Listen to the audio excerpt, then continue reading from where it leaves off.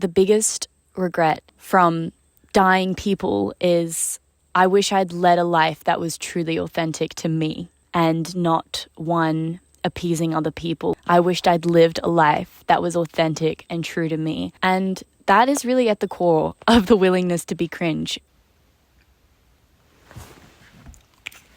So, hey, it's been a minute since I've posted a YouTube video. The video that I'm making today, as you would have seen from the title, is why I'm entering my cringe era, why you should too, and how I really want to, in 2024, walk the talk with this, which is something that I haven't, to be honest with you, totally been able to do. I want to talk about being cringe. I want to talk about how being cringe is actually ultimate freedom. Being cringe is actually embracing authenticity. I want to discuss what even is cringe and where did we get this idea of cringe. Okay, Urban Dictionary top definition: cringe, when someone acts or is so embarrassing or awkward it makes you feel extremely ashamed and or embarrassed. I think that cringe can come in many forms, and I think things can genuinely be cringe in a way that are genuinely distasteful. For me, in my experience, how cringe has been used is anyone that was putting themselves out there, for example, posting on social media or even being really confident or really outspoken, people be like, oh, that's so cringe. For me, it was programmed into me that doing something different, standing out, equated to being cringe. And a big part of that is making bold decisions, putting yourself out there on social media, sharing any creativity you have in whatever medium that is. The willingness to be cringe, which I think is another way of saying being willing to be judged by other people in service of your authenticity and what you want to do. I talked about this in my last video, but I didn't make a channel for like 7 years from the initial wanting to make a YouTube channel. The fear narrative in my head that I had was like, I didn't want to be cringe. I didn't want people to think I was cringe. That was the thought that would often hold me back. That's why I'm talking about it now, because I feel like this fear of being judged, of being seen as cringe, of doing something different has really had so much control over my life. And in the past 3 years, I've been trying my best to unlearn that. I realized that I'm still in many ways or in some way being held back by this crippling fear of other people judging who I authentically am. I just feel like it's time for me, 2024, starting from the end of 2023, to just completely walk in that courage. And if I'm gonna be cringe, which is now, we between us is now a code word for being courageous, being authentic, being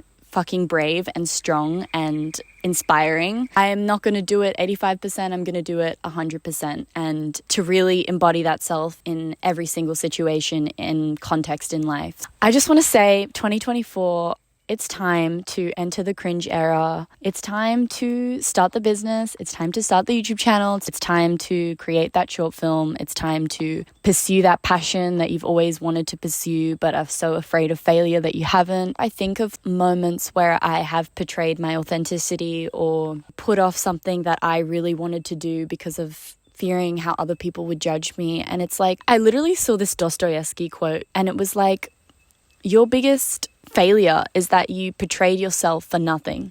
I think that's what it was. And it's true. Literally, for what? For what are we playing smaller? For what are we not putting ourselves out there? For this fucking person in high school that we're not even friends with, are not even in our life, are gonna think. Or looking silly, or failing, or not looking cool. And I get it because I'm such a recovering people pleaser. I naturally really care about what other people think. I really get it, which is why I'm sitting here and telling you that on your deathbed, this is so dramatic, but literally on your deathbed, are you really going to regret pursuing that dream you always wanted to pursue? I saw a TikTok. His name's Gaber Mate, a Hungarian-Canadian physician and author. I saw him doing a podcast interview. It was a little clip on TikTok, and it was like, the biggest regret from dying people is I wish I'd led a life that was truly authentic to me and not one appeasing other people. I wished I'd lived a life that was authentic and true to me. And